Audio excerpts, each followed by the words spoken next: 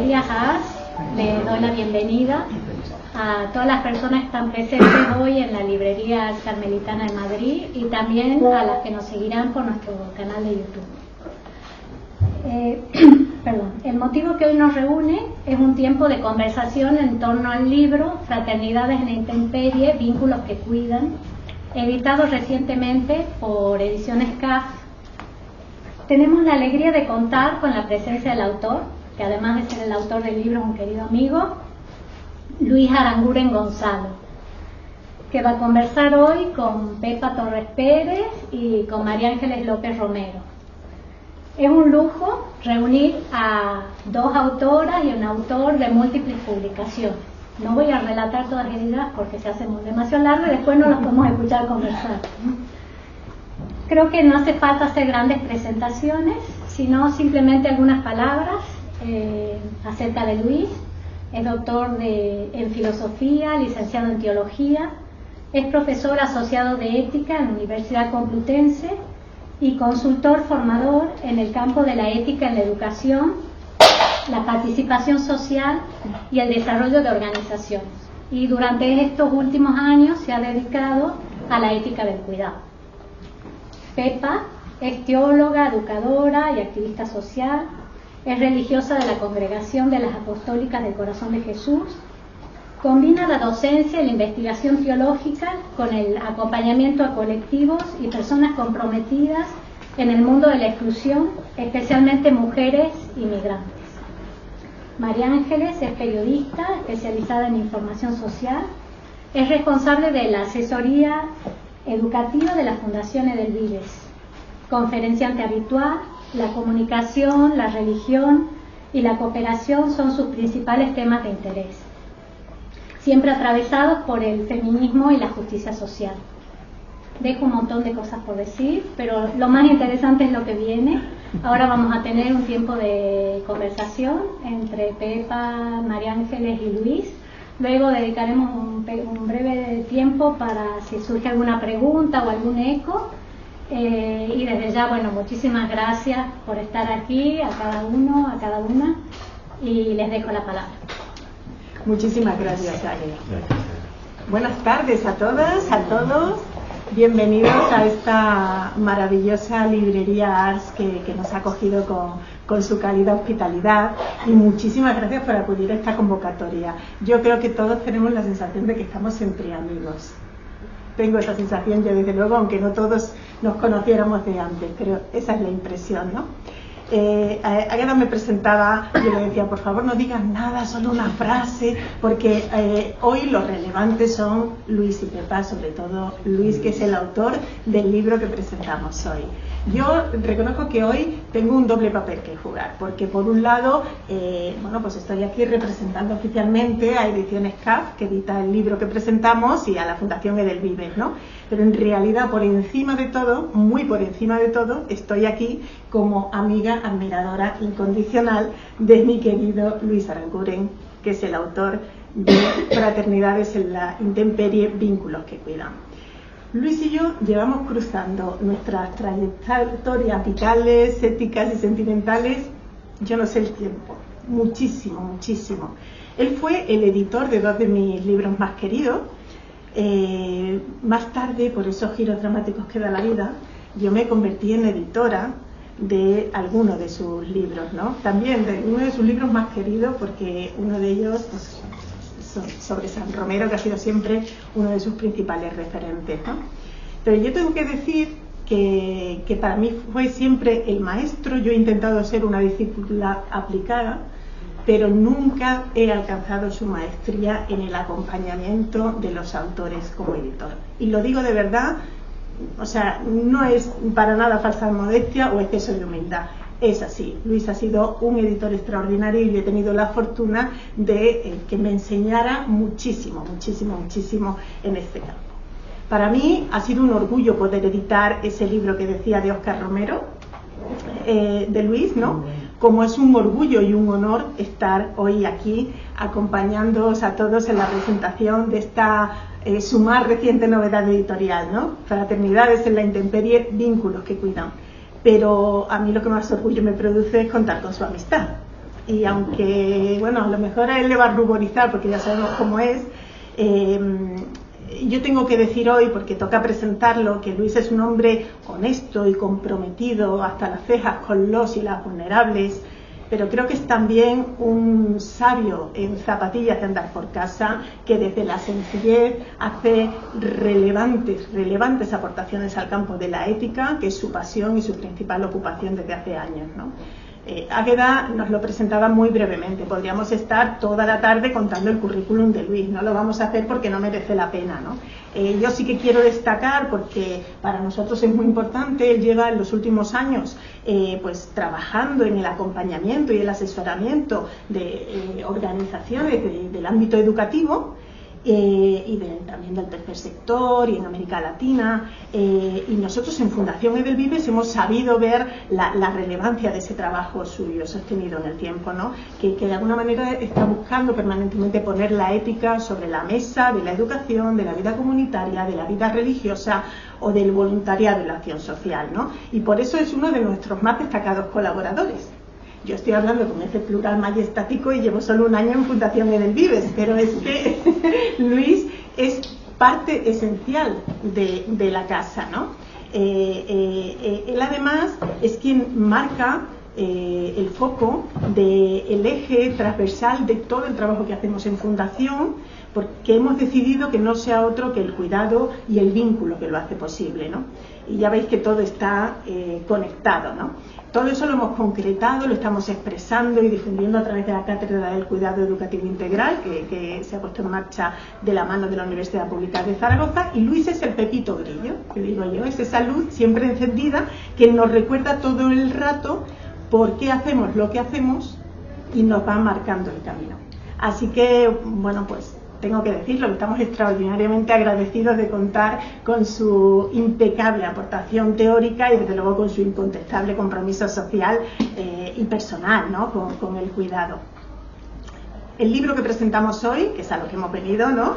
Fraternidades en la Intemperie, forma parte de esa línea de trabajo de la que yo os comentaba, ¿no? Porque precisamente habla de vínculos que cuidan frente al individualismo y a la incertidumbre actual, ¿no? Trata de cómo construir en el siglo XXI comunidades vivas que conserven la frescura del Evangelio y que lo exporten sin imposiciones, desde el respeto, la acogida y el reconocimiento de la mutua fragilidad. Y si hay alguien que sepa aquí de intemperies en este aquí y ahora, esa es nuestra querida invitada Pepa Torres. Pues se nota que somos amigas, ¿eh? Somos muy amigos los tres. Se nota muchísimo, es curioso porque cuando Luis me propuso participar hoy de esta presentación, pues es que yo no dudé un segundo que tenía que estar. Si mi agenda me lo permitía, yo tenía que estar. Siempre es un regalo compartir con Luis y con Pepa, pero hacerlo ya juntos en torno al contenido maravilloso de este libro, pues es un lujazo. Me lo he tomado tan en serio que me han echado un poco en cara. Lo mismo les estoy haciendo trabajar demasiado, pero no importa, porque yo estoy segura de que al final, digan lo que digan, van a disfrutar con todo esto.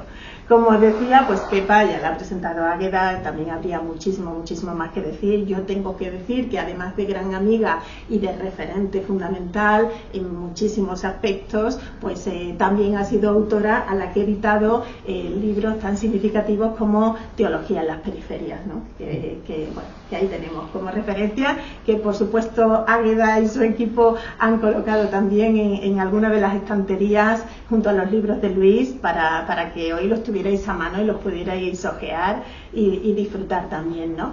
Pues en esas periferias físicas, pero también existenciales, en que convergen los y las excluidos del sistema, pero que converge también el impulso creativo y transformador que nace del intercambio cultural y afectivo, Pepa se nutre por un lado y cuida por otro, ¿no? Y por supuesto contribuye a tejer redes en las que está Luis, en las que estáis muchos de vosotros, ¿no? Y se integra en esas formas de vida comunitaria que escapan a los convencionalismos y a las categorías estrechas, ¿no? Así que quién mejor que Pepa para conversar pues Luis sobre este libro que presentamos hoy, ¿no? Y sobre cómo mejorar el mundo por medio de la fraternidad y de los cuidados en tiempos de incertidumbre, que de eso es de lo que vamos a hablar. Y claro, para empezar a conversar sobre este tema, tenemos que empezar por definir de qué hablamos cuando hablamos de intemperie, que forma parte del título, Fraternidades en la intemperie. Pero ¿de qué estamos hablando cuando hablamos de intemperie? ¿Cuál es esa contemporaneidad que en las primeras páginas del libro Luis escribe que nos exige ajustar velas y brújulas en este barco en el que navegamos como humanidad? Así que ahí va la primera pregunta. Bueno, primero me queda con la boca seca, la introducción que nos ha hecho aquí la compañera. Joder. Y además nos ha puesto un aprieto porque hace 2 días nos mandó a Pepa y a mí, estamos ahora en tiempo de BAU, entonces pues ahora traemos en la selectividad, porque nos mandó un cuestionario que hayamos estado Pepa y yo recluidos, estudiando, reflexionando, escribiendo. No sé si daremos la talla porque claro, aquí ya no. Pero bueno, no agradezco muchísimo porque se nota que te lo has currado, que has trabajado, pero bueno, ahí estamos. Y efectivamente, quizá una de las palabras ahí clave al menos una reflexión era de la intemperie, ¿no? Intemperie, que es un término que utiliza mucho José María Esquirol en sus libros, que muchos de los que estamos aquí pues le admiramos y queremos y le seguimos. Y también es un término que utilizaba mucho un gran amigo nuestro, Juan Martín Velasco. De hecho, uno de los últimos libros de Juan era Vivir la fe en la intemperie, ¿no? Y bueno, y ahí había un cruce como de caminos, ¿no? La intemperie como esa imagen de la condición humana, digamos, vulnerable, y sobre todo en tiempos de pospandemia. Yo creo que la pandemia marca un antes y un después, aunque no queramos reconocerlo y aunque andemos siempre deprisa huyendo de aquello que nos resultó tan ingrato a veces, ¿no? Pero en definitiva estamos expuestos al descubierto, rodeados de un mundo tecnológico, de unas prisas, de un ritmo vertiginoso, un ritmo de vida que no acompasa al paso humano. Y eso nos hace estar y vivir en la intemperie, o como decía en aquella junta directiva de un instituto de Valencia hace un año, cuando presentaron la dimisión a la Generalitat de Valencia, porque había 15 alumnos que tenían tentativa de suicidio, y ellos no habían nacido para eso. Algo estaba pasando, que se está desajustando todo, y esto nos está superando. La palabra que utilizaban era estamos desamparados, ¿no? Están desamparados en la intemperie, en esa intemperie, ¿no? También, por otra parte, para mí la intemperie es el reflejo del cristianismo del siglo XXI, en Occidente, sobre todo, ¿no? De ese vivir la fe en la intemperie que decía Juan, de un cristianismo en mudanza, de un cristianismo que estamos ciertos y seguros de que estamos ante el final de una etapa del cristianismo, no ante el final del cristianismo, pero sí ante una etapa, y eso nos da vértigo. Y esto nos hace estar también expuestos a un no saber qué va a pasar mañana, no saber cómo nos vamos a reconstituir mañana en nuestra congregación, en nuestra parroquia, en nuestra comunidad, en cada una de las mediaciones en las que andemos por casa, ¿no? Y nos da miedo meter mano a las mediaciones cuando son mediaciones. Y nos da miedo porque en el fondo las mediaciones las hemos convertido en absolutos. Y ahí sí se toca lo absoluto, ¿no? Pero la intemperie nos hace también en el fondo flexibilizarnos, o al menos yo creo, a mí me ayuda a flexibilizar qué es aquello que son los fines, qué es aquello que son los medios, qué es aquello que es pura mediación, qué es aquello que es realmente lo absoluto. Y lo absoluto, como hablaba con las compañeras de Ostargui en Bilbao el otro día, eso vuela, y eso está en el aire, y eso es mucho más ligero y mucho más liviano, ¿no? Por tanto, una mudanza que no es de laboratorio, una intemperie, una iglesia que está en una intemperie que no es de laboratorio, sino en la calle, en las luchas populares, ¿no?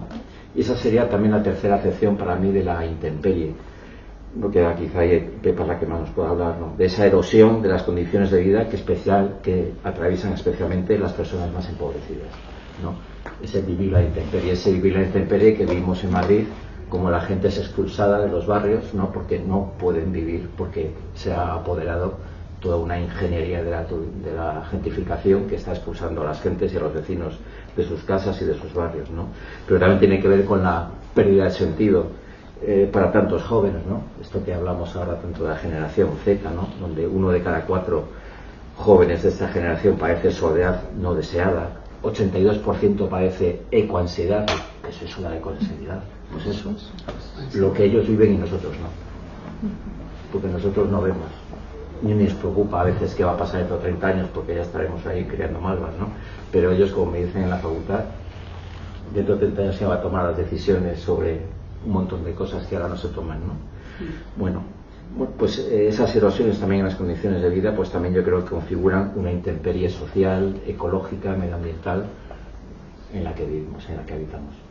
Y de esas intemperies tú sabes muchísimo. Pues esas intemperies también conecto profundamente desde que empecé a leer el libro con Luis, porque por un lado está esa comprensión de la intemperie desde una perspectiva antropológica, que creo que es fundamental, pero también desde una perspectiva sociocultural, sociopolítica, ¿no?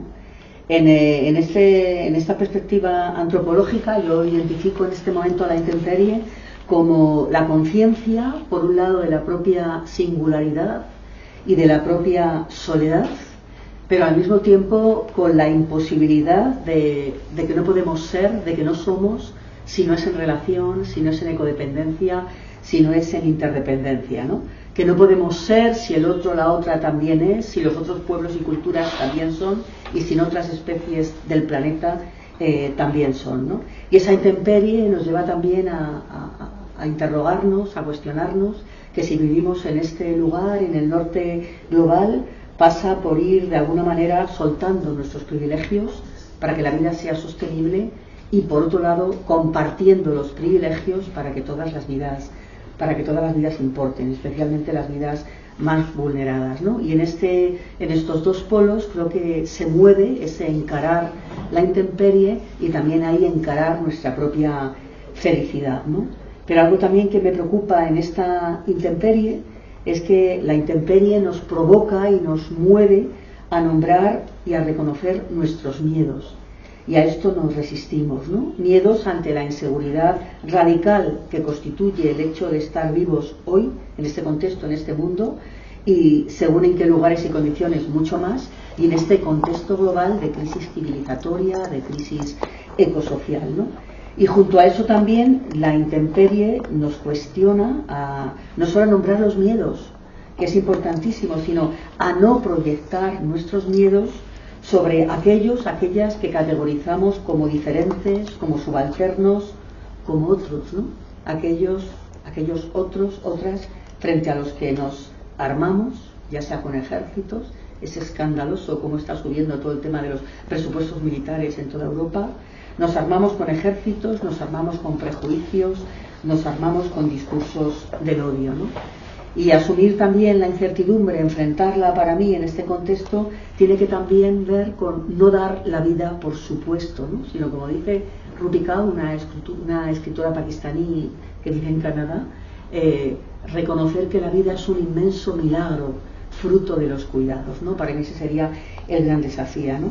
Por otra parte, en este contexto cuesta, yo soy una mujer creo que bastante esperanzada, pero cuesta muchas veces levantarse cada mañana, ¿no? Preguntando hacia dónde vamos, ¿no? Hacia dónde vamos, ¿no? Cómo encarar esta locura de mundo, ¿no? Cuántas vidas humanas se van quedando atrás cada día hasta ser descartables. Lo último que ha hecho el Ayuntamiento de Madrid es impedir que dos organizaciones que en Madrid podían empadronar, impedir que se empadronen, y está poniendo cada vez más trabas al empadronamiento, incluso de la gente que está realquilada en pisos, ¿no? Eso tiene un montón de consecuencias en la vida de la gente, ¿no? Bueno, pues esos procesos de descarte de tantas personas, ¿no? Pero al mismo tiempo lo que hace posible que podamos encarar esta intemperie son esas miles de tramas comunitarias que hay de sur a norte del planeta, de gentes empeñadas en cuidar la vida, en cuidarnos unos a otros y en hacer agujeros, podríamos decir, desde abajo a este sistema que provoca muerte para que la vida sea posible, ¿no? Yo creo que ese es el gran desafío que tenemos en estas condiciones de intemperie que vivimos, ¿no?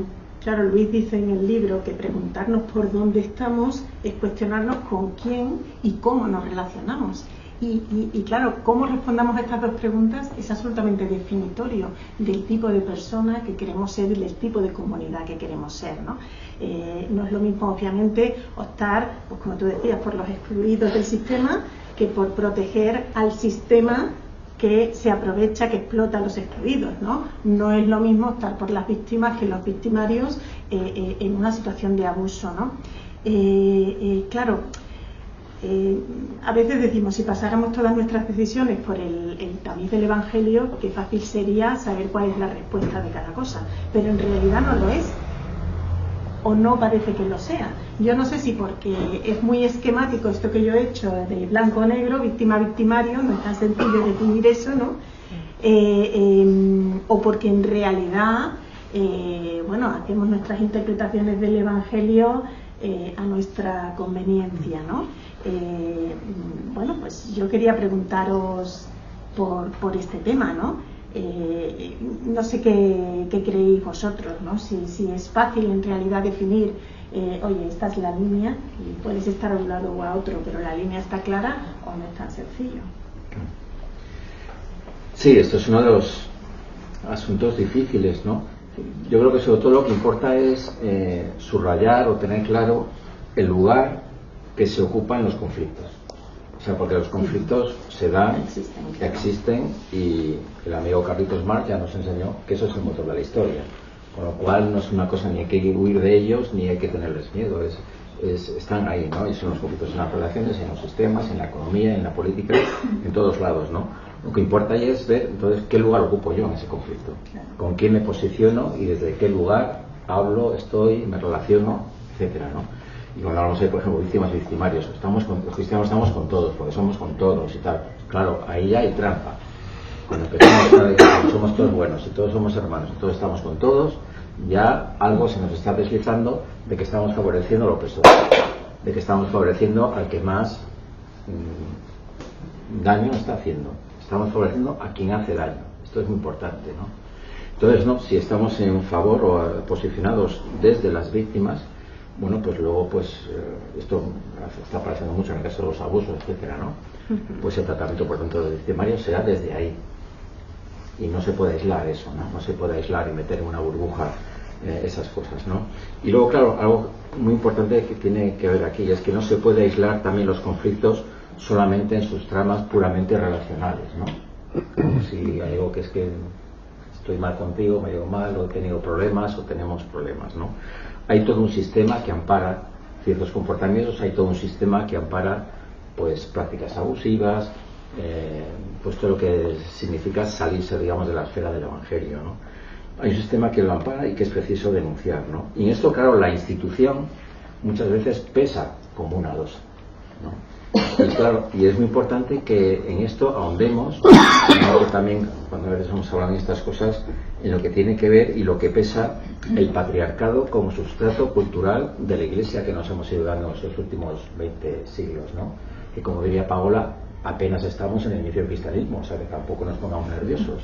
O sea, hay mucho por hacer, mucho por transformar, y que a lo mejor esto ha sido un experimento fallido, no pasa nada, ensayo y error. Habrá que ir dirigiendo nuestras fuerzas hacia otro tipo de iglesia, ¿no? Porque esto ha dado de sí lo que ha dado de sí, pues a lo mejor habrá que recomponer brújulas, velas, etcétera, ¿no? Pero claro, ese patriarcado que solamente marca la civilización occidental, pero marca también nuestra iglesia como sustrato cultural, no solamente machista, que también, pero sobre todo que genera un tipo de relaciones marcadas por el dominio y la apropiación del otro.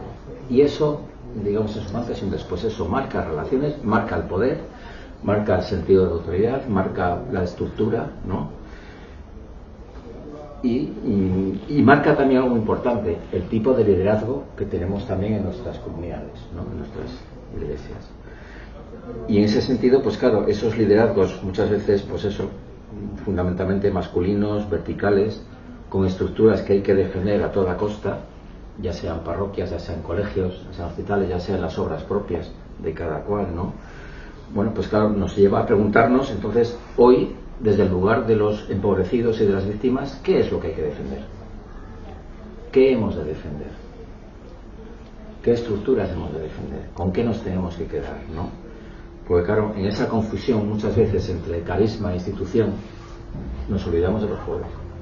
Nos olvidamos de para qué estamos o para quién estamos y desde dónde estamos, ¿no? Entonces yo creo que ya hay yo creo que es una reflexión que no es sencilla, que continuamente está sujeta a discernimiento continuo, porque no es un tema que se supere. Odio la palabra superación, porque es algo en lo que estamos continuamente trabajando, ¿no? Yo también creo que nada es simple, que todo es bastante complejo, ¿no? Pero quiero aquí citar una frase del libro de Luis, ¿no? Que nos recuerda también que la fe no es una idea ni una doctrina, ¿no? Dice Luis que la fe no es un concepto, es una historia hecha vida ante los atropellos y las angustias humanas que vivimos. Y creo que esto es fundamental, ¿no? Creo que muchas veces a la Iglesia, a los cristianos, a las cristianas, nos sobran discursos y caemos mucho en el buenismo, porque tenemos quizá todavía demasiado miedo a mancharnos las manos cuando la realidad está siempre manchada y no podemos comprometernos con nada ni con nadie en la realidad si no estamos dispuestos a que nos manche, ¿no? La cuestión, que creo que esto ya lo ha dicho Luis, la cuestión es con quién queremos identificarnos, con quién queremos que se nos identifique, ¿no? Y a mí aquí me gusta mucho poner un ejemplo de la vida cotidiana, ¿no? Y es hace ya un par de años, en un desahucio que hubo en mi barrio, desahuciaban a un vecino que vivía justo enfrente de una parroquia, ¿no? Era un desahucio muy dramático porque el vecino estaba en silla de ruedas, era muy pobre, era de los desahucios más tristes que he vivido en mi vida. Y yo deseaba que alguien de la parroquia saliera no a defender el desahucio, ni a gritar, ni a decir nada, sino simplemente a saludar como un buen vecino. Hola, mira, estamos aquí para lo que necesitéis. Pero no fue así, ¿no? No solo no fue así, sino que en los momentos de máxima tensión, cuando llegó la comisión judicial, y hubo un momento ahí de tensión, y la comisión judicial pienso que tuvo miedo, aunque fue no violento todo, una puerta lateral de la iglesia se abrió y dio cobijo a la comisión judicial. Yo no sé si quien hizo eso, desde esa iglesia, se dio cuenta de lo que eso significaba, ¿no? Quizá creyeron que hacían lo correcto, pero lo que no cabe duda es que el signo que quedó para el barrio, sobre todo en ese contexto, en esos días, es que la iglesia claramente no se posicionó con los desahuciados, sino que se posicionó con quienes denuncian, ¿no? Denuncian los desahucios, ¿no? Creo que esto es muy importante porque a veces también nos falta como lucidez, ¿no? Y inteligencia colectiva también como cristianos, ¿no? Creo además que como iglesia y como comunidades nos siguen faltando decisiones significativas y me pongo a mí la primera, ¿no? No bastan las buenas palabras ni conformarnos con que los cambios han de ser lentos, que es lo que siempre nos decimos unos a otros, ¿no? Pienso en asuntos como por ejemplo la discriminación de las mujeres en la iglesia, que ya por sí llevamos años de retraso con relación a la sociedad civil, y la iglesia cada vez más se va vaciando de mujeres cansadas, hartas de esperar. Tú misma en las preguntas has hablado de los abusos, y sucede lo mismo, ¿no?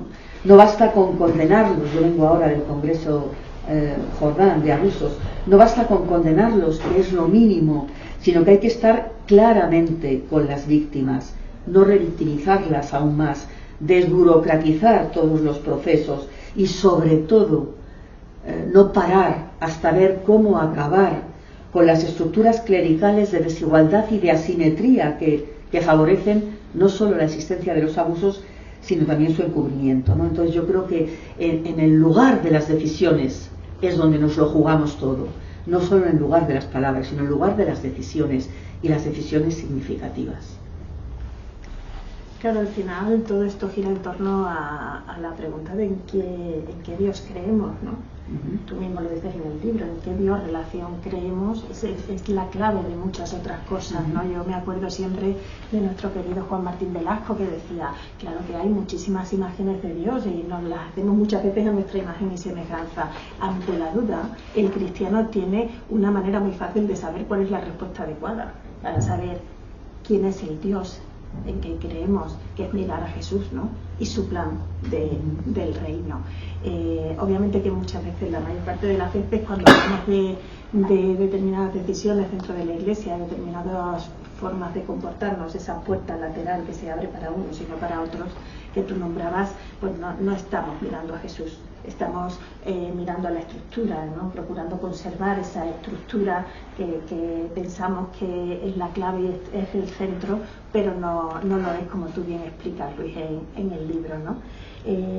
Tú, siguiendo una clasificación de Luis González Carvajal, que decías que es muy afortunada y es verdad, citas los dos modos distintos de enfrentar la incertidumbre actual desde el ámbito eclesial y comunitario, ¿no? Que es el cristianismo de presencia y el cristianismo de mediación. Me gustaría que contaras un poco más sobre esto.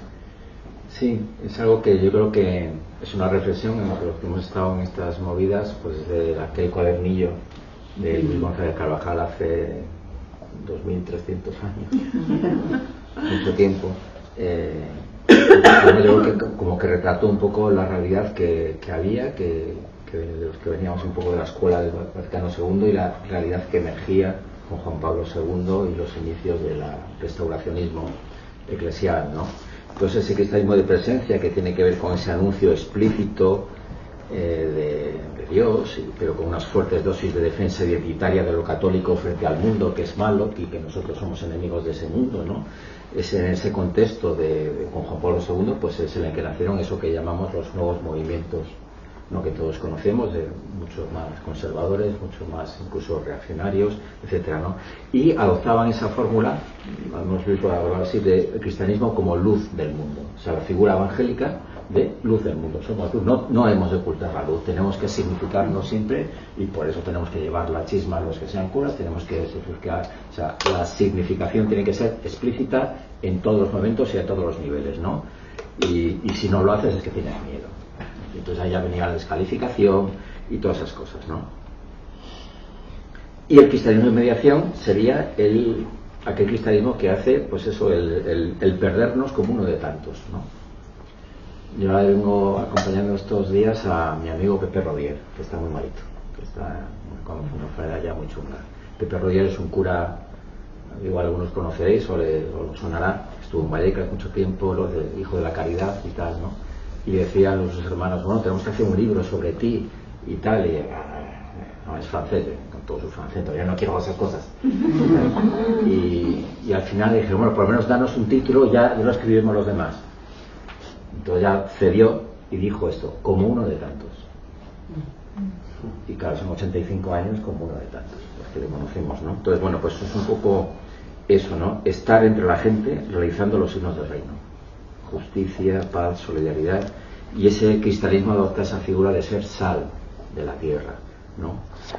Esto a veces también lo he hablado y está escrito por Juan Martín Velasco y lo he hablado con él, lo hablaba en los últimos tiempos, porque él siempre quería poner en los últimos tiempos una I entre la sal y la luz, entre la luz y la sal, y dejarnos un poco de disputas, un poco, porque tan evangélico es la luz como evangélico es la sal. Entonces tenemos que buscar también ahí un entendimiento, ¿no? La fraternidad cristiana yo creo que es luz y es sal al mismo tiempo, ¿no? Sabiendo que hay dos límites en sus extremos. Uno, la cristianización del cristianismo, como decía Juan, que convertir el cristianismo en ese reducto, fortaleza, ante el cual nos tenemos que defender de los enemigos que están ahí fuera y que son todos muy malos, muy secularizados y muy modernistas, ¿no?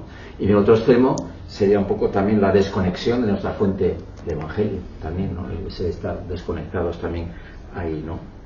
Entonces, bueno, esa desconexión con la fuente de vida cristiana, ese saber en todo momento decirnos y saber decir por qué hacemos lo que hacemos y desde dónde lo hacemos, lo que es importante también no perderlo, ¿no?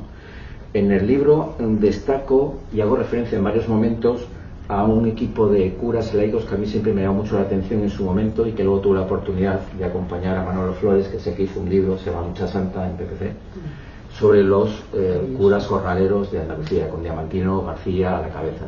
Igual, otro místico, el anciano. Igual que Pepe Rodier es un monje en la ciudad, pues Diamantino era un monje en el campo, ¿no?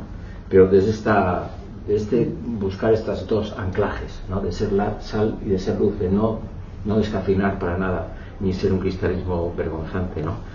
Bueno, en una carta a su madre, Diamantino le habla porque la madre se queda llorando, porque ¿dónde vas, hijo mío? Ahí a los pueblos del sur, de la Sierra Sur de Sevilla, pero ¿qué vas a hacer? Y tal. Y ella decía, madre, me tienes que ayudar, porque esto es una lucha santa. Una lucha santa, una lucha en medio del pueblo, con la gente, con los jornaleros, pero desde la santidad, es decir, desde el evangelio. Y a mí lo que me llama esto no es una lucha simplemente sindical, aunque ayudaremos a la gente y pondremos en marcha el sindicato Obreros de Campo, pero su fuente no es hacer un sindicato, es la santidad personal y colectiva, ¿no? Bueno, esa lucha en medio de jornaleros pasa por poner en marcha ese sindicato obreros del campo y comprendiendo que esa lucha es el marco de realización también del reino, ¿no? En el libro cito una conversación que es muy interesante. Al poco de llegar Diamantino a aquel pueblo de Sevilla, ¿no? Hay un alboroto en la plaza del pueblo, está aquello lleno de camiones y autocares llenando aquello de gente, y él pregunta, ¿no? ¿Qué pasa? Y responden, nada, como dices tú, claro. Nada, que se van a la de Espárrago a Navarra, y aquí solo quedan los maestros, los guardias, el médico, los viejos y el cura. Y Diamantino contesta, eso era antes, hoy el cura también va. Entonces, claro, ya no solamente el cura, no es el papel del cura, es qué tipo de cristianismo es el que va. Y qué tipo de cristianismo se quedaba, ¿no? Entonces es seguir siendo sal y siendo luz. Obviamente, Pepa, tú has optado siempre por la segunda opción. Sí, realmente. Pero también quiero decir que desde hace mucho tiempo, quizá porque tengo aquí a Olga, que esto es una gran maestra, no estoy tanto por el O exclusivo, sino más bien por el I. Y en ese sentido, yo claramente desde mi vocación, desde mi conversión misma, desde la iglesia con la que me siento más identificada o la vida religiosa de la que formo parte, claramente nos identifica fuertemente la parábola de la sal o la parábola de la levadura, ¿no? Que a mí me gusta mucho recrear, ¿no? Eso de que el sueño de Dios se parece a una mujer que coge la levadura y la mete con harina para que ahí salga un pan y ese pan pueda ser repartido para los que tienen hambre, ¿no? Y ahí se pierde ahí nadie sabe quién ha puesto qué, sino que lo importante es que la gente está comiendo, ¿no? Entonces, en ese sentido, claramente, también con otro elemento, ¿no?, importante, ¿no? Y es que yo creo que todavía los cristianos creemos que el Evangelio, todavía creemos que los cristianos somos portadores del Evangelio. Yo creo que a veces sí y muchas veces no. Y sobre todo creo que el Evangelio es libre y sobre todo el espíritu. Y creo que es el mundo el que es el templo de Dios y no la iglesia. No digo que en la iglesia no esté también el espíritu, no estoy diciendo eso, pero que el espíritu y el evangelio no conoce fronteras. Entonces creo que desde esta perspectiva también muchas veces lo que nos toca hacer a los cristianos y cristianas es detectar dónde están esas semillas del verbo, esas semillas del sueño de Dios, para empujarlas, para alentarlas, porque a lo mejor no se dicen con palabras religiosas ni las practican gentes creyentes, pero ahí está aconteciendo el reino, ¿no? Entonces, en ese sentido, creo que la parábola de la levadura o de la sal nos invita a eso, ¿no? A estar allá donde está lo emergente, allá donde creemos que hay una vida fecunda, allá donde está lo alternativo, allá donde se lucha por la justicia, desde el amor, empujar eso desde nuestras motivaciones, desde los que somos, pero también reconocer que eso está ahí y sobre todo que el protagonismo y que el liderazgo de todo eso lo tenga la gente que el sistema se empeña en invisibilizar, ¿no? Creo que esa es un poco la idea de esta concepción de la evangelización, y yo por supuesto reconozco también la otra, pero de alguna manera lo que me mueve a ser y a hacer iglesia es fundamentalmente el cristianismo de mediación, ¿no? También gracias a mis antecesores, la Iglesia de Base de Madrid, que por ella, en gran parte por ella me hice monja, por las monjas obreras, por las monjas de las periferias, y bueno, es mi referencia, aunque también hay otras muchas, ¿no? En ese cristianismo de mediación os habéis encontrado, os seguís encontrando muchísimas veces los dos en esos cruces de caminos y en esos modos diferentes de haceros presentes en la intemperie de la migración, del racismo, de la explotación de las mujeres, contándose un poquito de toda esa realidad dura pero también maravillosa. Sí, bueno, la verdad es que Luis y yo nos conocíamos intelectualmente y las ideas nos llevaron a lo que tiene prioridad en la vida, que es la vida misma. Y ahí nos encontramos en ese intento de ser y hacer y tejer comunidad de lucha, comunidad de esperanza, comunidad de resistencia y a veces comunidad interreligiosa y últimamente comunidad cristiana intercultural. Más o menos estamos en intento con mucha gente, con muchos amigos, compañeros sin papeles. con muchas compañeras trabajadoras de hogar, con gente que lucha por un barrio mejor y que lucha desde su motivación más profunda, que muchas veces son sus convicciones religiosas, siendo musulmanes, con gente también cristiana.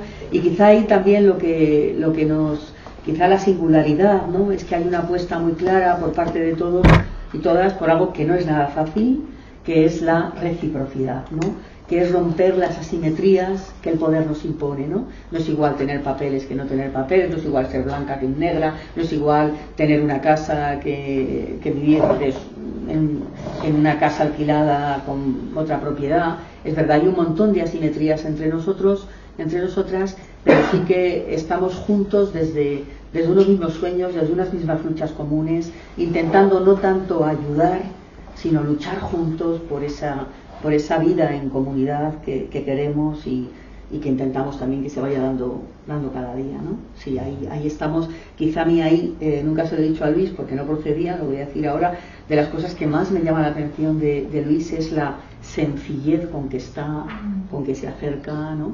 No solo la lucidez, que ya la conozco, pero la sencillez la he ido conociendo desde este día a día como compañero de la red, ¿no? Ese es vuestro presente, pero ¿cómo veis el futuro? ¿Cómo veis el futuro? No podemos hablar hoy aquí de todo, del mundo, de la sociedad, de España y tal, pero ¿cómo veis el futuro de la Iglesia, ese tiempo nuevo, ese horizonte que se pueda estar abriendo? Porque lo que se percibe en líneas generales en los ámbitos eclesiales es miedo. Eso es una realidad. O sea, la vida religiosa tiene miedo de desaparecer, el sacerdocio tiene miedo de quedarse sin laicos a los que pastorear, etcétera, etcétera, ¿no? Entonces, mi sensación es que vosotros no tenéis miedo, lo estáis viendo de otra manera. Yo creo que hay algo que muchas veces insiste Pepa, que es algo que encarna ella, ¿no?, que es el principio de esperanza. Y cómo eso, en medio de las luchas, en medio de las dificultades, en medio de los sinsabores y de la falta de medios, de lo poquito que somos y las poquitas cosas a las que podemos llegar, ¿no?, ese principio de esperanza, ¿no?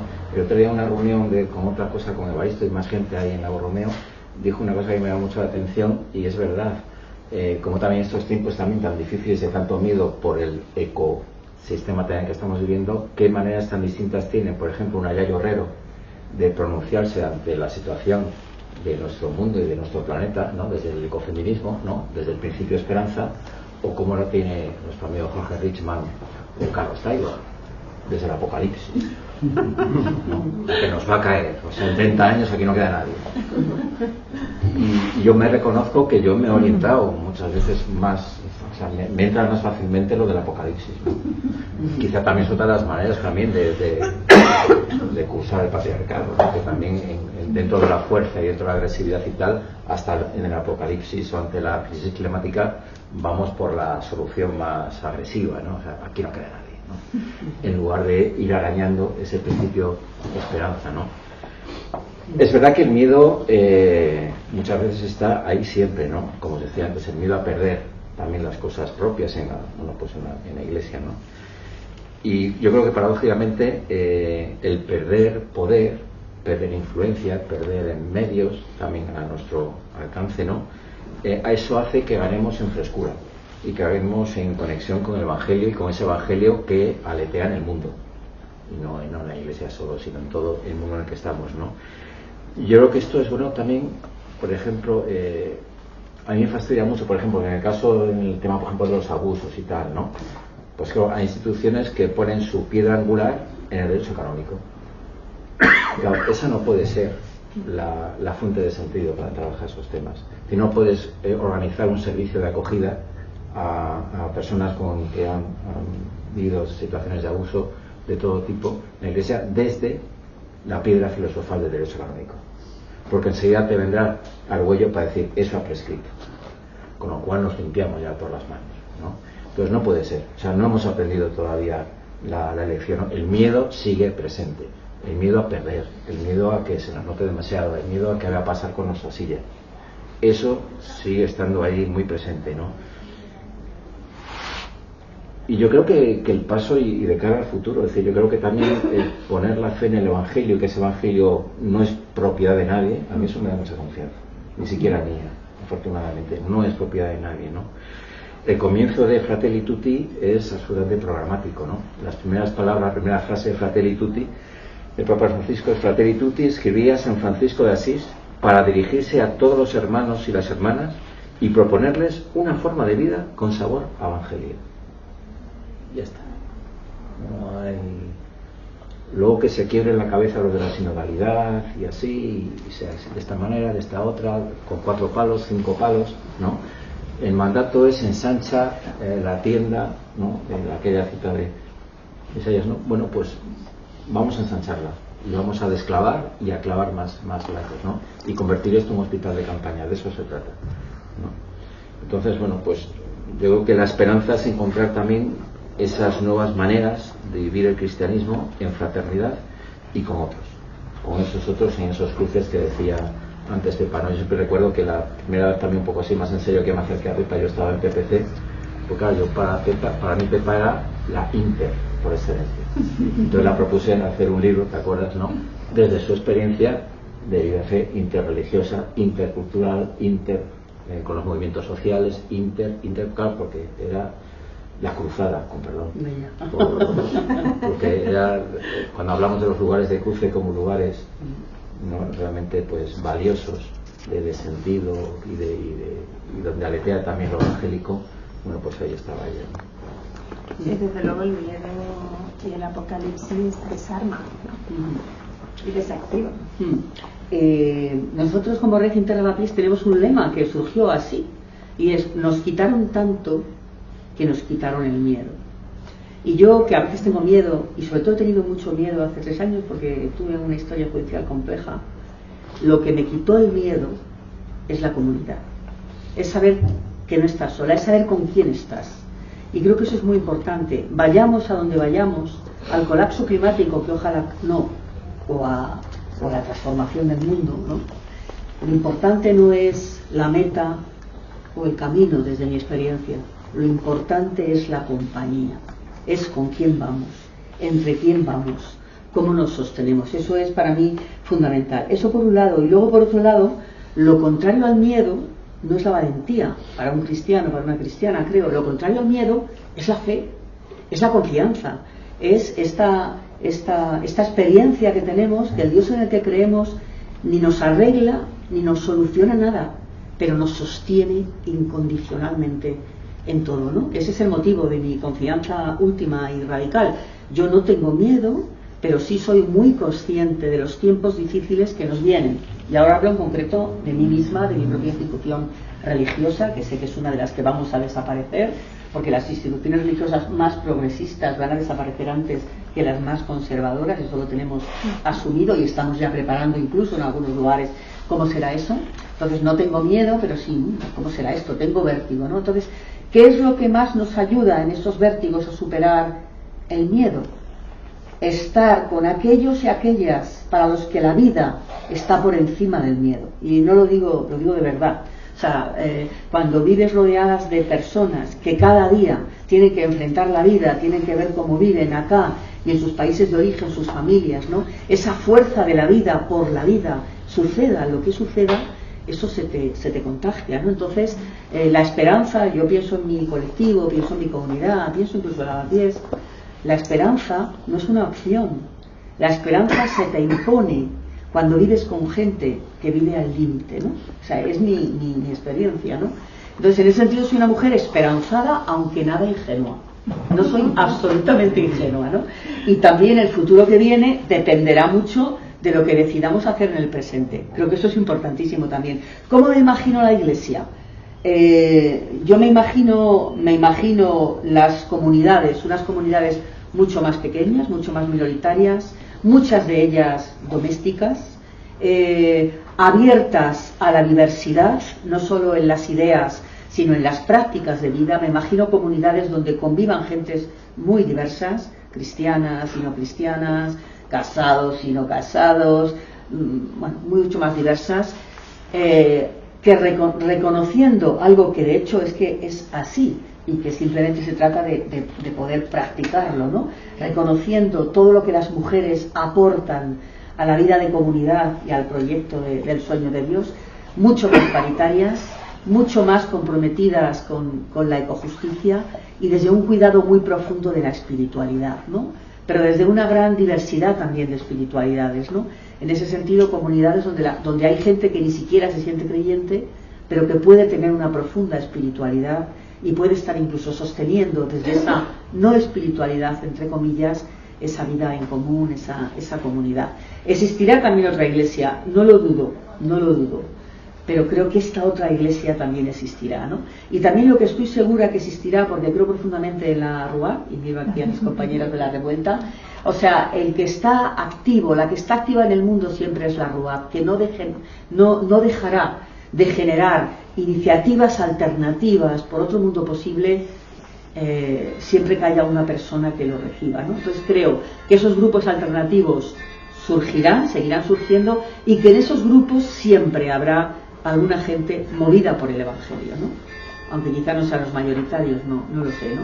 Entonces, en ese sentido, es un poco como me lo imagino, no me desespera, pero sí hay que estar, voy a decir una palabra horrible, armados, no hay que estar armados, pero hay que estar bien, bueno, pues bien reflexionados, pertrechados y bueno, pues entonces, ¿cuáles serían las herramientas, los recursos, no sé, las fórmulas para generar y exportar, digamos, desde estos círculos donde ya se producen esas dinámicas atentas, bueno, pues que cuidan, que buscan la justicia, que de alguna manera pues apuestan por la fraternidad, ¿no? Y por esa horizontalidad contraria a la verticalidad que impone el patriarcado, y de lo que tú hablas tanto en el libro, Luis, porque no sé, a veces parece que estamos hablando de dos realidades paralelas, como si estuviéramos en el multiverso. Sí, o sea, yo creo que igual que decimos en negativo que, por ejemplo, en el tema de abusos, que no es una situación de casos aislados, sino de dinámicas relacionales, dinámicas estructurales, pues en positivo también habría que decir lo mismo, ¿no? Es decir, lo que puede generar también esa mirada atenta al paso de los demás, donde el cuidado y la justicia se besen, etcétera, etcétera, pues tiene que ver mucho, a mi juicio, con esas dinámicas relacionales. Casi todo nos lo jugamos en las relaciones, ¿no? Suelo decir muchas veces también Rosana, y yo lo comparto. En ellas hay que abandonar pues toda expectativa, yo creo que de éxito, ¿no? Porque en el fondo esas expectativas son también expectativas de conquistas de territorios, de conquistas de cosas pues más banales, o de ser más que otras, ¿no? Importa que las relaciones sean sanas, estén llenas de humanidad, ¿no? Saber esperar, tener paciencia, dar tiempo al tiempo, y el tiempo de cada cual es distinto. Por tanto, no homogeneizar, ¿no? Yo creo, al menos también este tiempo que he estado también pues acompañando a cantidad de pues comunidades, también congregaciones, movimientos, etcétera, que aquí se nos van muchas energías, pero que es precisamente donde hay que tener más cuidado y no hay que dar nada por supuesto, ¿no? Porque al final luego también las grandes palabras están en las cosas escritas, pero la práctica diaria va por otro lado, ¿no? Decía Humberto Maturana que amar es dejar aparecer al otro, y eso es muy gordo, porque ahí nos jugamos mucho y ahí tenemos que rebajarnos mucho. Dejar aparecer al otro supone entonces dejar atrás, echar abajo mi teoría sobre el otro, mis expectativas sobre el otro, mis prisas sobre el otro, mis exigencias sobre el otro. Y es unas dinámicas comunitarias, sabemos que tienen mucho que ver con el día a día, ¿no? Y que es precisamente justo lo contrario lo que se hace. Es muchas veces el no dejar aparecer al otro porque yo tengo mi plan sobre ti, ¿no? Importa crear esa atmósfera tan franciscana de la minoridad, ¿no? De la que habla también a veces Esquirol desde otros planteamientos, ¿no? Pero la minoridad entre todos, ¿no? El ser hermanos menores. Yo creo que ser hermanos y hermanas menores, eso quitaría muchos humos y muchos humos de superioridad, muchos humos así. Decía Celano, el biógrafo de Francisco de Asís, ¿no? Francisco de Asís era menor por profesión. Aparte que era bajito y no sé qué, y peuco y no sé qué, pero bueno, menor por profesión. Una cosa como Evaristo, Ligero, montañero, caminante. Entonces esa minoridad como actitud permanente de servicio, valorando lo pequeño, ¿no? Y eso de nuevo Esquirol viene un poco ahí a alumbrarnos, ¿no? Cuando dice que poco es mucho. Entonces, ¿en qué sentido también en nuestros ambientes, en nuestras comunidades, a pesar de eso, poco es mucho? Me acuerdo de Jorge, hemos estado ahí destrozando una asignatura en el Instituto de Pastoral sobre la programación pastoral, ya la destrozamos de todo, ¿no? Porque se trataba un poco eso de deconstruir que muchas veces en nuestras organizaciones, nuestras comunidades, congregaciones, etcétera, nos pasamos la vida programando planes estratégicos, programaciones, capítulos, etcétera, que son necesarios, que hay que tener un cierto encuadre, ¿no? Pero que a veces se nos va la vida en ello, ¿no? O las caritas que pueda contar, ¿no? Es decir, estamos ahí siempre con nuestros objetivos, medio plazo, y la vida se nos escapa. La vida se nos escapa, ¿no? Entonces, bueno, pues cuando estamos obsesionados con las programaciones, estamos mirando siempre para atrás. Estamos viendo siempre al pasado, qué es lo que hemos hecho de atrás y qué tenemos que seguir haciendo en adelante. Cuando el tiempo que vivimos ha habido un antes y un después, se nos ha roto. Estamos en un final de época, en una transición donde lo de atrás ya de poco nos vale. Tenemos que dar gracias todo lo que nos ha servido hasta ahora, pero de aquí en adelante es trabajar desde el futuro que viene, no desde el pasado del que venimos. Y eso es muy difícil, ahí es necesario mucho más agarraderas de unos con otros, mucho más agarrarnos y apretarnos para buscar juntos cuál es ese futuro que emerge de nosotros, ¿no? Tú dices en el libro que en este siglo XXI nos estamos jugando nuestro porvenir como especie, ¿no? O sea, tan así, tan potente y tan simple de decir, ¿no? Cuando no lo es. Yo no sé si es un momento de gritar o de callar. Yo siempre no soy muy dada a citar a Benedicto XVI, pero hay una frase suya que me gusta mucho, que es, él decía: el cristiano sabe cuándo es tiempo de hablar de Dios y cuándo es oportuno callar sobre él, dejando que hable solo el amor. Yo siempre he defendido en esos libros de pastoral que me editaba Luis, que en realidad cuando habla el amor está Dios. Si no habla el amor, podemos hablar de Dios, pero no está Dios por ninguna parte, ¿no? Entonces, no sé qué pensáis, si es un momento de gritar, de esa indignación imprescindible de la que tú también hablas en el libro, para que la ética no se convierta en una capa puramente cosmética, o es el tiempo también a nivel eclesial de callar y dejar que hablen otros y sencillamente estar. Yo creo que hay que callar para gritar, y para hacer sobre todo que los gritos que son más acallados tengan micrófono y resuenen en el corazón de las personas y en el corazón del mundo. O sea, creo que cualquier grito evangélico, como puede ser un grito profético, tiene que nacer de lo más hondo del ser humano, tiene que nacer de cómo procesas internamente el dolor del mundo, el dolor de la gente, la injusticia, la violencia, los genocidios, ¿no? Entonces es necesaria una experiencia de silencio contemplativa fuerte, y de ahí es donde brotará el grito. Pero yo creo que necesitamos escuchar y gritar, insisto, sin que el micrófono lo tengamos nosotros, sino intentando el máximo que el micrófono lo tengan las personas sin papeles, las mujeres empleadas de hogar todavía explotadas, los desahuciados, las mujeres y las niñas de Gaza. O sea, creo que es importante porque estamos tan absolutamente blindados que hay que hacer que ese blindaje se rompa.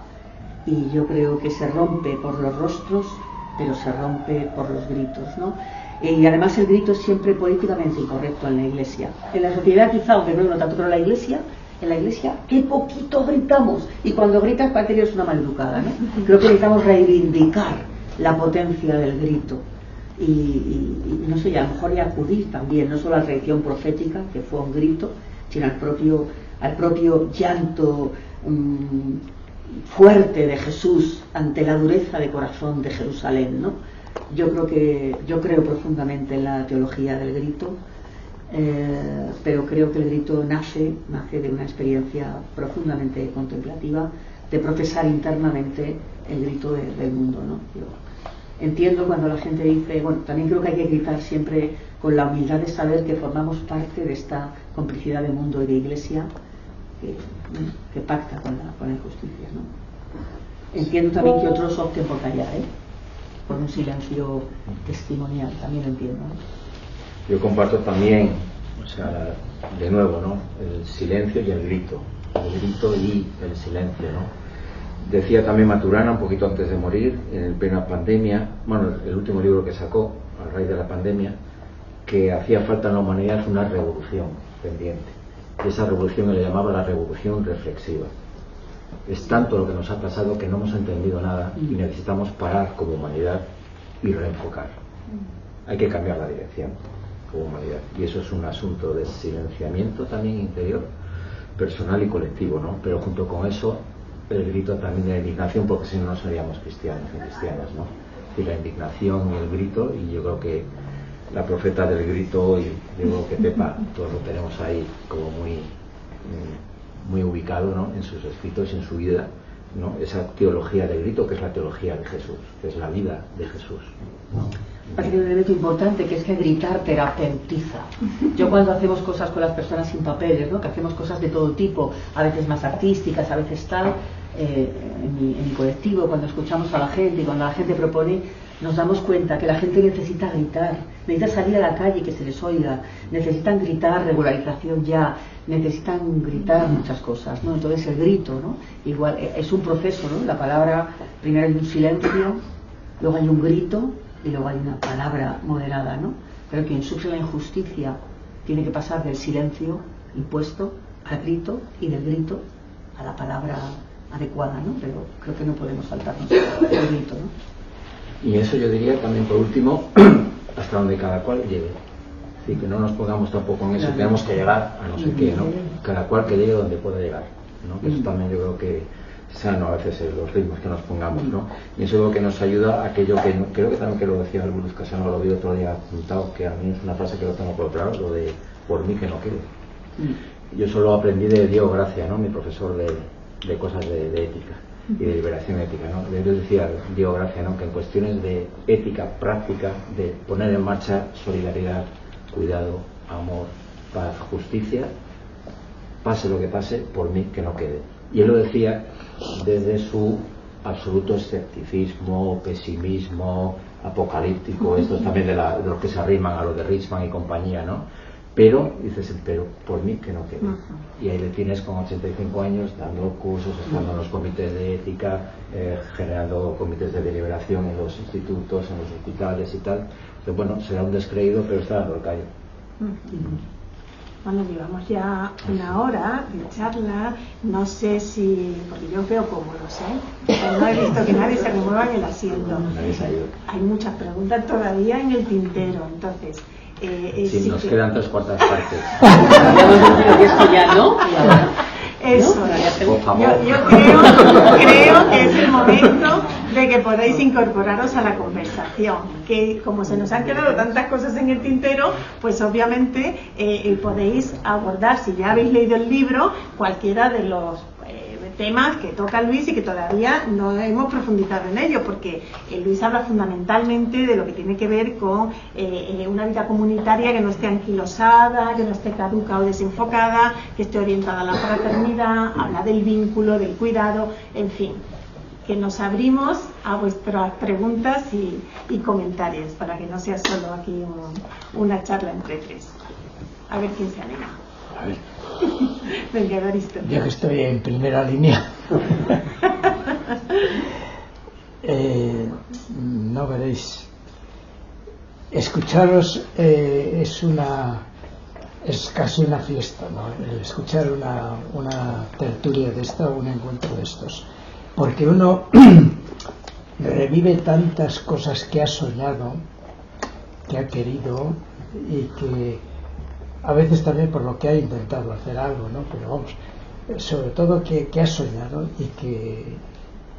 y que ciertamente se están quedando ciertamente en mucha gente, pero que no tienen una presencia pública notoria, una presencia, una acogida. No sé, María Ángeles, es que has preguntado casi tanto como Ascete, el catecismo. Que no, todo era... Eso no me lo habían dicho. Preguntas, no, es que lo has...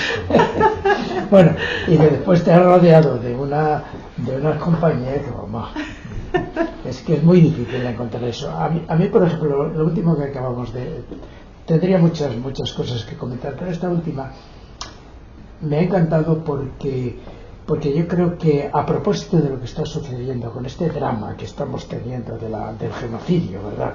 Genocidio hay que hablar directamente y hablar también de ese pacto vergonzoso de la migración y demás. Uno pensaría que la institución generalmente no habla alguno, generalmente se calla, ¿no? Pero lo que decíais ambos, los dos, hablabais de que quizá ya no es solamente válida la palabra, porque ya sabemos lo que se va a decir, lo que va a decir. Quizá lo que falta es el gesto. Y uno sueña, dice, oye, tanta gente como nos confesamos creyentes, cristianos y demás, ante lo que está ocurriendo, ante la vergüenza mundial, la humillación mundial, la inhumanidad mundial que está ocurriendo estos días, que nosotros íbamos tan tranquilamente pues yendo a misa el domingo, llegando a la iglesia, cantando qué alegría cuando me dijeron, y todas esas historias. Uno dice, no valdría más quedarse a la puerta, hacer piña en la puerta con todos aquellos otros que están pasando por la calle con pancartas y decir todos, estos se acabó, estos ya no permitimos nada más. Es decir, algún gesto profético que tiene que venir, como decías Pepa, y bueno, y lo ha dicho lo mismo Luis, no, tiene que venir desde una reflexión interna, desde un convencimiento interno, es verdad. Las cosas no se improvisan.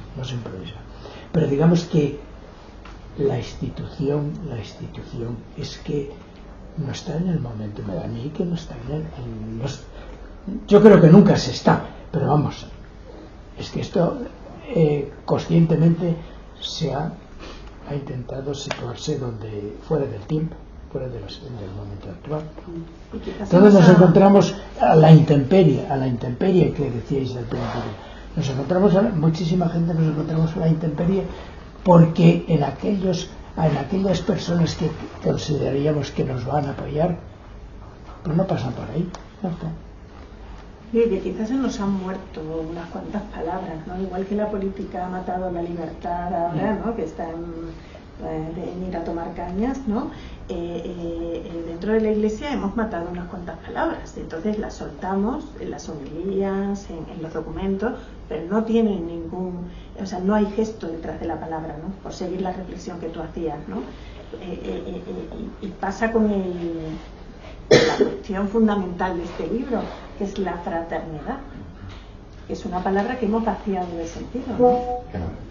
Claro, yo ahí en eso, sobre todo en lo que era el tema del libro, yo sé que comenzaba con el cuestionamiento, por ejemplo, de la institución y en toda la red de la institución eclesial, y el vaciamiento de la palabra, precisamente, comunidad, que es una palabra muy querida para todos nosotros y nosotras, pero que, y ahí me salió el de Bonhoeffer, ¿no? En serio, vivir en comunidad, como en el fondo lo que nos invita él es a matar la comunidad ideal, porque si no nunca viviremos en la comunidad real. Y hasta que no nos decepcionemos de la institución y de la comunidad concreta, no podemos vivir, digamos, la realidad de la comunidad real.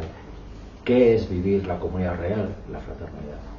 Vivir la experiencia fraternal, y eso sí, es una experiencia de fraternidad abierta, y abierta al mundo y abierta a las situaciones que estás diciendo tú, ¿no? Por lo tanto, no cerrada, no como una situación de calefacción amistosa también entre la gente, ¿no? Entonces, sí, hay muchas palabras ahí, yo creo que utilizadas o mal utilizadas, y que conviene resignificar, ¿no? Y otras que no se dicen nunca.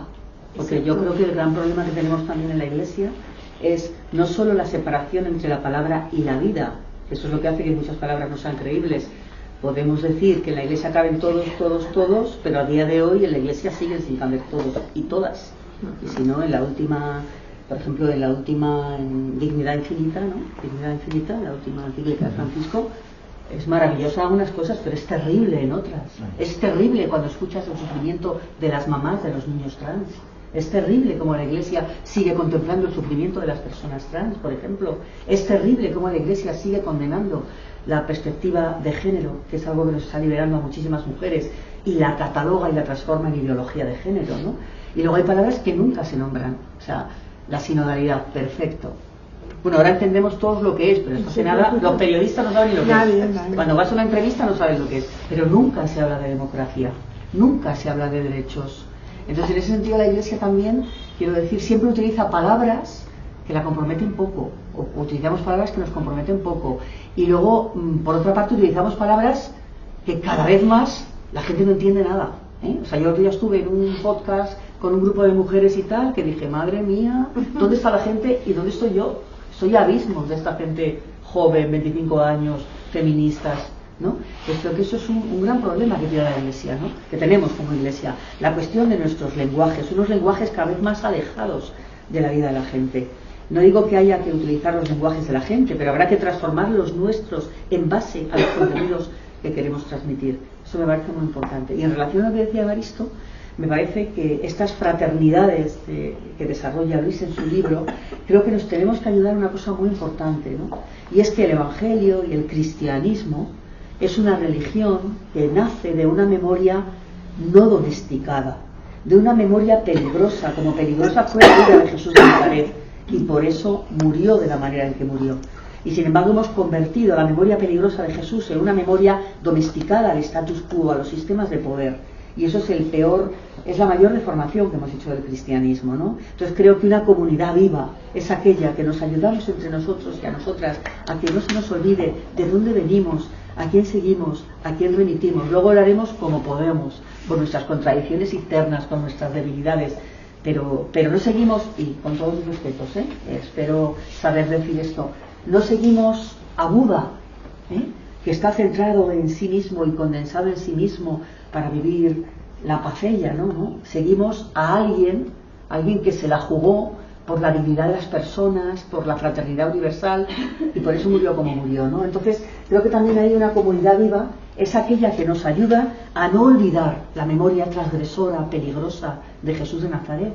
Y la primera que la ha olvidado muchísimas veces es la Iglesia institucional, eso no hay duda, ¿no? Pero también Francisco en Fratelli tiene una frase que a mí me fascina, a ver si la dices mejor que yo, porque yo la voy a decir, creo que no literalmente, ¿no? Que el encuentro con los caídos del sistema nos tiene que hacer hasta salir de nuestra propia serenidad, ¿no? Y sin embargo en la Iglesia todavía se considera como propio de un buen cristiano tener temple, no indignarte, cosa que Francisco, gracias a Dios, no, también se indigna, ¿no? Entonces, bueno, esa memoria peligrosa de Jesús, ¿no? Que tiene que estar en el centro de nuestras comunidades, no la memoria domesticada, tranquilizante. Con el tema de perder la serenidad, ¿no? Yo estoy de acuerdo, es decir, tenemos que perder esa serenidad, pero también eso supone ser muy consciente de las resistencias que ponemos para que esa serenidad siga asentada.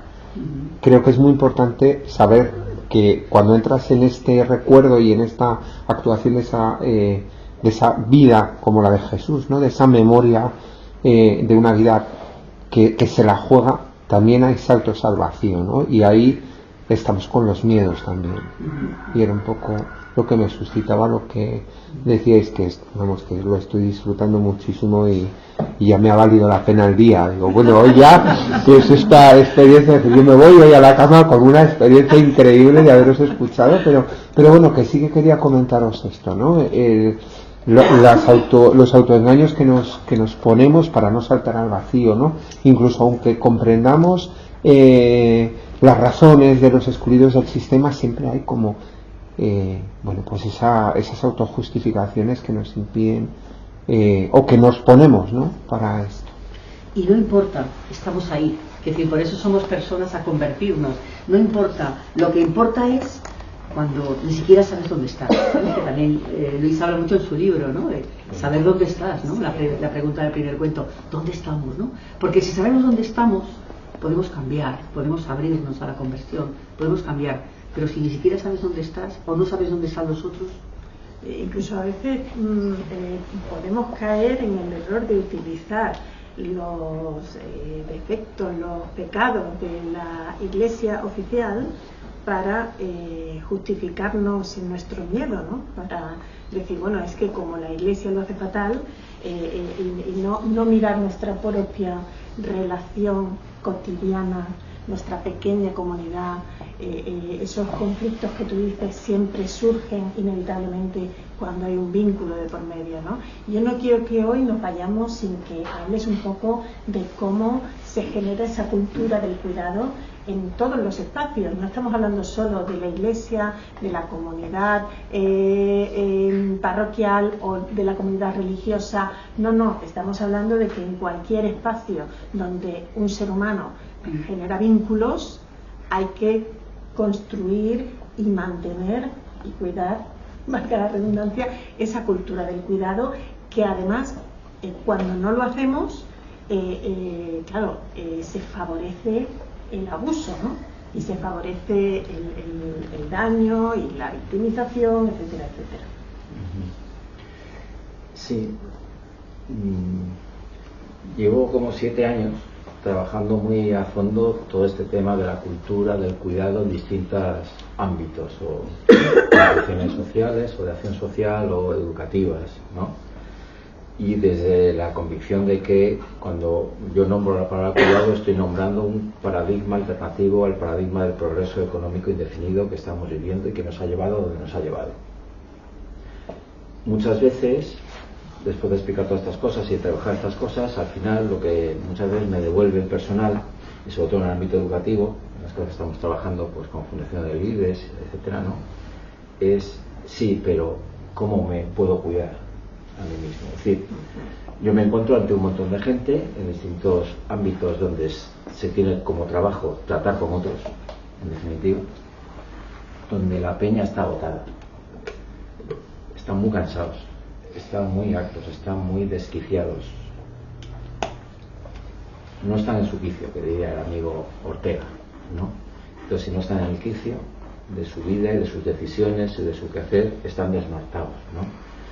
Entonces, a mí eso me llama mucho la atención porque hay mucha desolación en todo eso, ¿no? Y en el fondo yo creo que se trata de rescatar, pues eso, pues también cuando hablo de cuidado, pues cuál es tu vínculo también contigo mismo, ¿no? Cómo te conectas también con tu persona, con tu fuente de sentido, ¿no? Porque eso muchas veces se olvida de eso. Es algo como que se prescinde. Parece que cuidar es solamente poner la mano aquí, que está muy bien.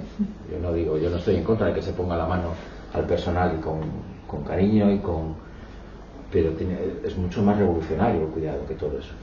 Y luego también tenemos el peligro, estamos ahora en ese peligro de también domesticar el cuidado, ¿no? Es decir, si el cuidado no le politizamos, le estamos descargando y vaciando de sentido. Estamos vaciando su contenido más revolucionario, porque el cuidado o nos lleva, nos conduce y nos tira de nosotros para generar otro tipo de sociedad, de civilización, por supuesto, de iglesia, o estaremos ahí con un cuidado, pues igual que pasaba con la solidaridad hace 25 años, ¿no? La solidaridad, ¿no? Cuando denunciamos con el voluntariado y tal, dejó esta domesticación de la solidaridad y del voluntariado, ¿no? Y porque el mercado se hace con todo, porque el capitalismo lo que toca lo engorra y lo convierte en mercancía, y el cuidado también, hoy es mercancía, hoy es un producto que está ahí, que se compra y que se vende. Entonces yo creo que hemos de andar también con mucho ojo para que el cuidado sea realmente una respuesta a los vínculos que creamos con nosotros mismos, con los demás, con el planeta, etcétera, y desde los vínculos ir siguiendo, ¿no? Y olvidarnos quizás más de la palabra cuidado, que a mí cada vez me da también más miedo, pues porque me sigue pasando, es como una especie de ciclo así, con lo de la solidaridad de hace años, ¿no? Que llegué a odiar la palabra solidaridad, porque estaba todo el día con ellos y todo el día teniendo que poner mala cara. Tú eres experto en solidaridad, una mierda. Entonces, claro, tenía que llamar la atención al personal de que eso no es, o sea, lo que la banca ética te dice que es solidaridad, eso no es. Lo que, entonces, ahora, ¿tú que eres experto en cuidado? Entonces, en esa forma que Víctor muchas veces me dice de que cómo me comporto entre la gente, pues a veces tengo que hacer un poco la labor esa de patito feo de un poco de decir, no, esto no es, compañeros, esto no es, no puedo tomar. Por lo tanto, politizar los cuidados. Porque si no, existe el riesgo, que yo también lo veo, de que existe una concepción del cuidado que termina siendo un privilegio de unos pocos, de unas pocas, ¿no? Yo creo que el gran desafío de los cuidados también es comunitarizar los cuidados. El otro día hablando con Batuca Fernández hablábamos de esto, cómo nos cuidamos, ¿no? Y decía ella, oye, es que me cuido colectivamente, yo me cuido, o en San Carlos nos cuidamos, pues la gente amiga que estamos tal, nos cuidamos juntos, ¿no? Y yo le decía, pues nosotros, algunos de nosotros, los más amigos, tengan papeles o no tengan papeles, tengan dinero o no tengan dinero, también los cuidamos juntos, ¿no? Porque sí que me parece que, como todo, ha dicho Luis, el cuidado puede convertirse en un privilegio para gente acomodada o que puede pagarle, ¿no? Creo que el cuidado es un bien común y como tal hemos de encontrar maneras de poder generar comunidades de cuidado también, ¿no? Bueno, temo que tenemos que ir poniendo punto y final a esta preciosa tarde. Os doy un minutillo para cerrar. Primero tú, Pepa, ¿te parece? Para que la última palabra la tenga nuestro Luis. Vale. Bueno, yo estoy ahora obsesionada con el que por mí no quede y también frente a la deriva también que en este momento está tomando nuestro mundo, que como digo estoy esperanzada, pero están pasando cosas terribles, desde el extractivismo que obliga a que cada día lleguen a Barajas un montón de mujeres hondureñas, por ejemplo, obligadas a la migración, ¿no? A por supuesto el genocidio. Estoy como obsesionada con el tema de que cuando la historia narre este momento, ¿no? Podamos decir a la gente que venga, hicimos lo que pudimos, ¿vale? Hicimos lo que pudimos, ¿no? Y creo que eso es muy importante en este momento, hacer lo que podamos, ¿no? Y cuando pasen muchos años y se lo digamos a otras generaciones que digan, pero ¿cómo pudisteis permitir aquello? ¿No? Pues digamos, hicimos lo que pudimos y también decirles a ellos, hacer vosotros lo mismo, ¿no? Me parece que es como muy importante, ¿no? No ceder a no se puede hacer nada, a esta naturalización de la pobreza, de las guerras, del genocidio. O sea, creo que es muy importante hacer lo que podemos. Sí, un poco en esa línea. Primero, agradeceros, por supuesto, la presencia y el estar aquí, ¿no? El que también yo creo que seamos conscientes de que en el fondo estamos viviendo un momento apasionante también de la historia, por compleja que sea, por desatinada que sea, por injusta también que sea. A mí me tortura o me hace pensar muchas veces lo que el año pasado unos alumnos de ética me decían al hablar de todas estas cosas y de todo el tema más ecosocial, etcétera, ¿no? De cómo vuestra generación no ha tomado las decisiones que nos vamos a tener que tomar nosotros dentro de 20, 30 años, ¿no? ¿Por qué os habéis callado, en definitiva? ¿No? Y a mí eso me sigue persiguiendo, ¿no? Bueno, pues que a pesar de todo y a pesar que estamos en ese cambio de época tan interesante y a veces tan abrupto y tan que nos deja con los pies en el aire, como decía Gramsci, que en el internet no siempre aparecen los monstruos, y lo estamos viendo en las elecciones próximas del domingo, donde van a aparecer monstruos por todos lados que son los que nos van a gobernar. Entonces, bueno, que seamos también conscientes de todo eso y que también en lo posible pues que nos esperancemos juntos y juntas, porque yo creo que es la única salida evangélica también para tirar para adelante también con ánimo, ¿no? Muchas gracias, Luis. Luis escribe en su libro que la conversación es el lugar de la palabra pronunciada que es digna de ser escuchada, y que conversar nos abre a una cierta cultura del cuidado mutuo. Dice muchas más cosas sobre la conversación, pero no las voy a leer todas porque es tiempo de despedirnos. Eso es lo que hemos intentado hacer esta tarde en este espacio de la palabra, que es la librería Ars, y que la verdad nos hemos sentido aquí absolutamente como en casa, ¿no?